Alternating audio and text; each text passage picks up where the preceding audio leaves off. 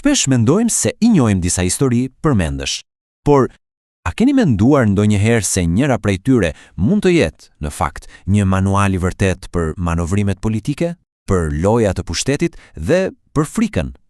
Sot do të bëjmë pikërisht këtë. Do ta zbërthejmë një nga gjyqet më të famshme në histori, por jo si një tregim fetar. Jo, do ta shohim si një thriller politik ku çdo lëvizje ishte e llogaritur dhe rreziku ishte maksimal. Pra, le t'i hyjmë thelbit. Imagjinoni pak skenën.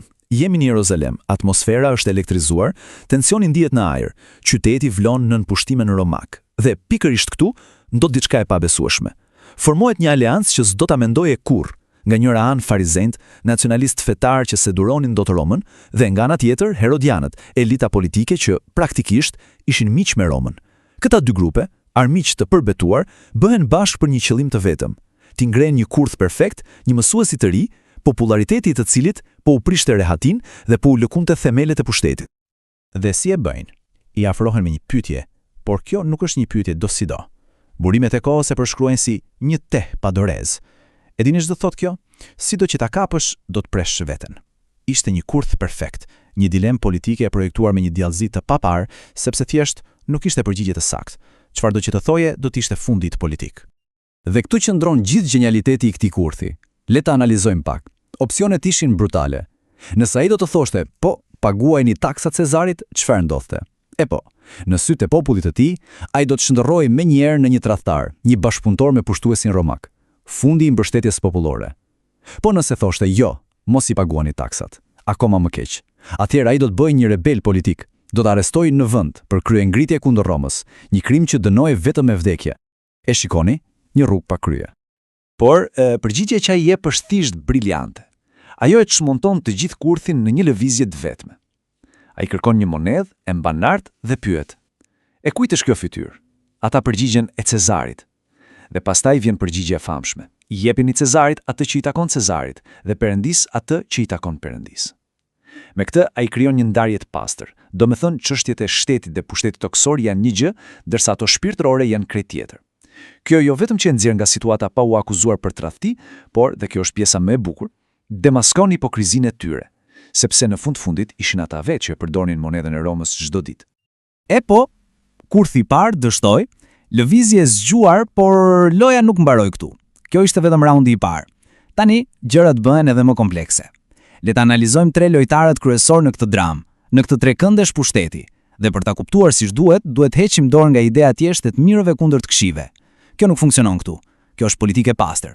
Kemi tre figura, dhe secila prej tyre luan lojën e vet, e shtyrë nga ambicia, nga agjenda e fshehtë dhe mbi të gjitha nga frika. Le t'i shohim pak më nga afër. Kemi Kajafën, kryepriftin, cili është qëllimi i tij, të ruajë kontrollin politik dhe fetar. Dhe cili është motivimi i tij më i thellë? Frika. Frika nga paqëndrueshmëria, nga çdo gjë që mund të trazojë ujërat dhe të rrezikojë pozitën. Pastaj kemi Pilatin, guvernatorin romak. Qëllimi i tij është i thjeshtë, të mbajë rendin dhe të mos i shkojë asnjë ankesë Cezarit në Rom. E pra, motivimi i tij është frika nga shefi i tij, frika nga Cezari. Të dy këta, Kajafa dhe Pilati, luajnë të njëjtën lojë, atë të pushtetit të bazuar tek frika. Dhe pastaj kemi Jezusin. Qëllimi i tij të dëshmojë të vërtetën. Motivimi e vërteta. Ai thjesht nuk po luan lojën e tyre. Ai është në një fushë tjetër loje. Dhe kjo na çon tek taktika politike më e vjetër në botë. Nëse faktet nuk të ndihmojnë, thjesht ndryshoj ato. Kthejini në favorin tënd.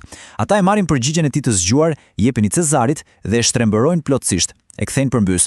Akuza e tyre e re bëhet: ky njeri po i nxit njerëzit të mos i paguajnë taksat Cezarit. Kjo është një akuzë për kryengritje. Është një gënjeshtër e kulluar, por është një gënjeshtër e fuqishme. Është pikërisht akuza që Pilati nuk mund ta injorojë. Dhe tani, scena ndryshon. Zhvendosemi brenda në dhomën e marrjes në pyetje. Dyert mbyllen. Këtu do të shohim përplasjen e dy botëve. Nga njëra anë, Pilati. Ai është mishërimi i real politikës romake, politikës pragmatike, të ftohet, ku rëndësi ka vetëm pushteti dhe rezultati. Nga ana tjetër, Jezusi, që vepron sipas një logjike krejt tjetër, një logjike që Pilati as nuk arrin ta kuptojë.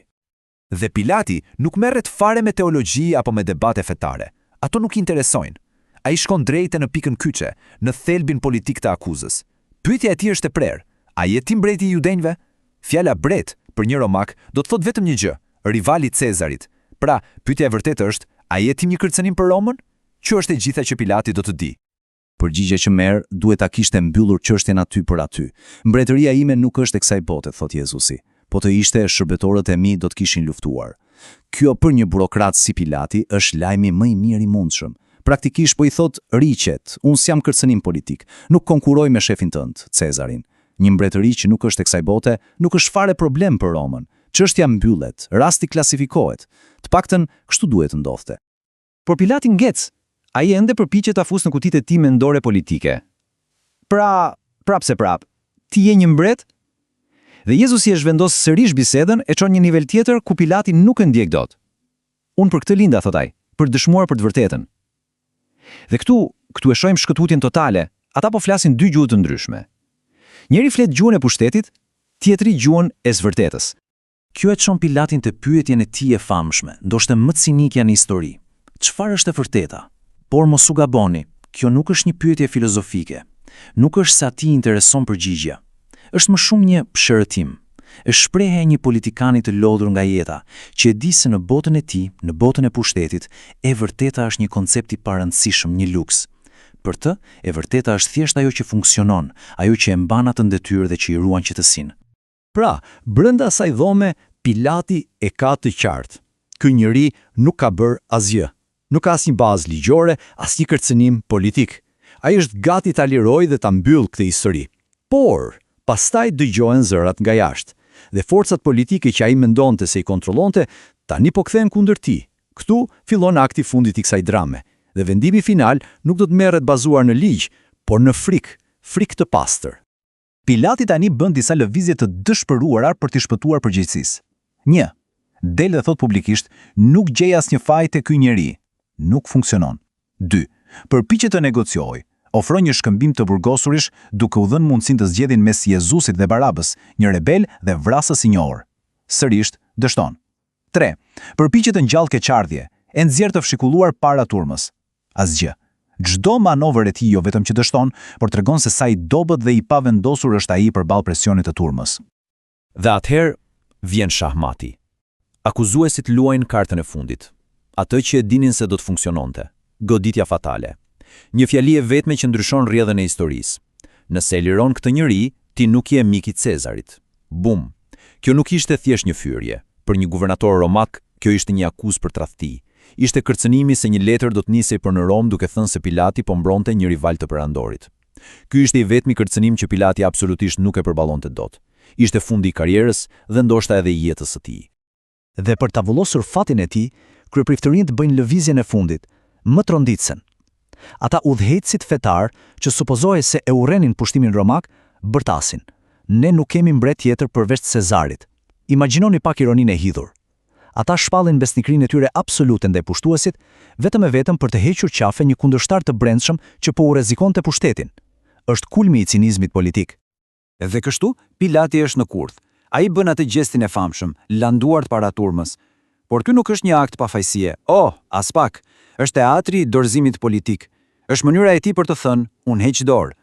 Ai liron Barabën, rebelin, dhe dorëzon Jezusin për t'u kryqëzuar. Vendimi final nuk ka të bëjë me drejtsinë, nuk ka të bëjë me të vërtetën. Ka të bëjë vetëm me një llogari të ftohtë politike, si ta shpëtoj lëkurën time. Një vendim i lindur dhe i ekzekutuar nga frika. Dhe kjo na lë me një pyetje që i kalon shekujt. Kur e shikon kështu, si një dramë politike, kjo histori na tregon një të vërtet brutale, se si mekanizmat e pushtetit dhe ingranazhet e frikës mund ta shtrembërojnë plotësisht të vërtetën, mund ta thyejnë drejtsinë. Prandaj pyetja mbetet po aq thjerë se sot sa ishte edhe atëherë, kur pushteti dhe e vërteta përplasen kokë më kokë, cila prej tyre është ajo që përkulet.